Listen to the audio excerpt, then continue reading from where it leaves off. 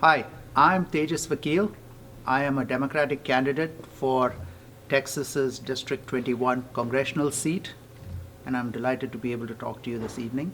Over the last 6 or 7 years, Washington has been gripped by political gridlock that has prevented the passing of legislation to solve many of this country's problems. Ideological battles and dogma have prevailed over sensible solutions and sensible legislation to deal with some of the most pressing issues that this country faces.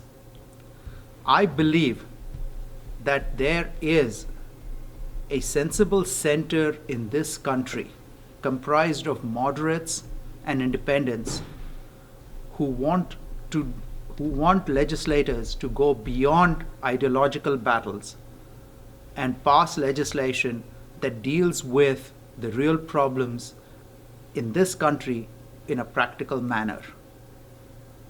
Everything from economic policy to immigration, foreign policy, and even social issues. Take the economy as an example.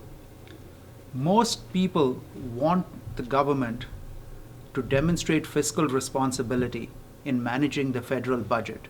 They want critical domestic and defense programs to be funded, but at the same time, they want simplification of the tax system while ensuring that we are not burdening the national debt with greater deficits that in the future will have to be paid with enormous sums of money out of the federal budget. And that would prevent us from funding things like the infrastructure, things like defense, things like climate change and healthcare for everybody. On foreign policy, most reasonable citizens understand that America cannot be the world's policeman and be involved in conflicts all around the globe. But at the same time, they recognize that without American leadership, the international order cannot be sustained. The international order that promotes international trade, sets the basis for human rights, that will crumble without America showing the world the way. Immigration policy. Securing the nation's borders is a matter of national sovereignty. We recognize that the borders have to prevent both illegal immigration as well as potential terrorists from entering the country. But at the same time, we need to ensure that there is a practical solution to the 11 million undocumented citizens who are already in this country. These people are now productive members, most of them, of society. And we need a solution that does not involve, we need a solution that is workable, that is not expensive or immoral or just plain unworkable. Finally, on social issues, I believe the sensible center is, well, sensible.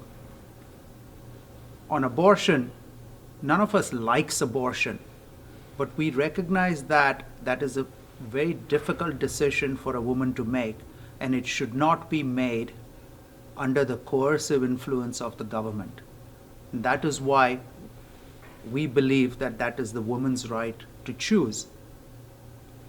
Guns. We support the Second Amendment. We believe that people have the right to own guns for protection, for hunting, for recreation. But at the same time, it is necessary for us to have sensible protections to ensure that citizens are protected.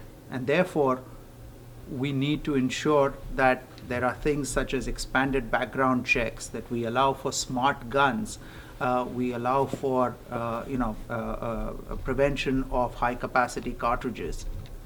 Or take the issue of gay rights and gay marriage. Gay citizens are equal citizens within this nation, and a gay marriage does not dilute anybody else's marriage. The sensible center, I believe, has now to raise its voice within the media and the polling booth and in policy circles. We cannot abdicate our responsibility anymore and allow the fringe on either side to dictate the conversation. I hope that you will join me in ensuring that our impact is felt. Thank you very much.